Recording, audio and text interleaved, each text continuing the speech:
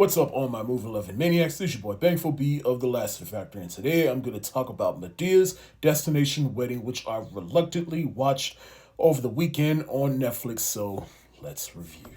So Madea's Destination Wedding sees Madea and friends going on a vacation in which Brian's daughter Tiffany gets married. Now granted, this wedding is also not what it seems at the surface, but I'm not gonna spoil too much in case you really want to watch this movie because there is more. But do you really care? Look, I've covered Tyler Perry extensively on here, and I just made a whole list of things I would do if I ran his studio. You should check it out. But otherwise, I have a love-hate relationship with Tyler Perry. But as for the Madea movies, they have not hit in a long time. There used to be a time where you could watch a Madea movie, not expect much, and Madea, and by extension, Brown, Cora, Aunt Bam, Uncle Joe, and all of them would be just enough. But even that's just not enough anymore. So I really went into this movie not expecting much. I just went into this movie like, hey, maybe I could just, have a drink and enjoy watching Madea and friends fuck around in the Bahamas for a few hours. But like I said, these kinds of movies just don't hit anymore. At this point, they have become this. Just Madea and friends getting into situations and reacting to situations, and the scenes just drag the movie along with the half-assed plot. Only this time, Tyler Perry is taking a page out of Adam Sandler's book and just giving his friends a free vacation in the form of making a movie.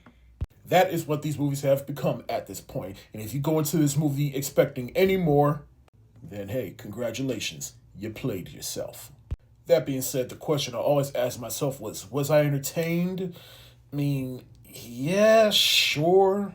It's been a minute since the last movie Madea was in, so it was nice catching up on her and all her antics. As for the plot of this movie, the plot of this movie is literally the worst. We're going back to the character of Brian, who was introduced in Diary of a Mad Black Woman 20 years ago, and his family, who is so far removed from how they're represented in that movie, and now here they are here, and it's just like Tyler Perry, he just doesn't care about the consistency of his characters and the journeys they have been on. To be fair, there is one thing that did get a big laugh out of me, and it's at the end of the movie, and spoiler alert, but basically Brian, he ends up paying for everything on this trip, and when he gets his bill back, it is just running up the numbers, and he faints. And I just think of it as basically an exaggeration of how Tyler Perry feels every time he has to spend money on a movie, because we all know he likes to work cheap. But the other funny thing about this scene is when he does faint and we see him on the ground, it's a completely different person. It is not Tyler Perry on the ground. It is his stunt double or whatever, and it is completely noticeable and just plays into how cheap Tyler Perry works. In the end, like I said, I didn't expect much from this movie. I just went into this movie looking just to, turn my brain off and just have fun watching how ill-conceived this movie is, and had a little drink with it too. But if I had to look at this movie on an objective level, I'm going to give Madea's Destination Wedding the angry face emoji.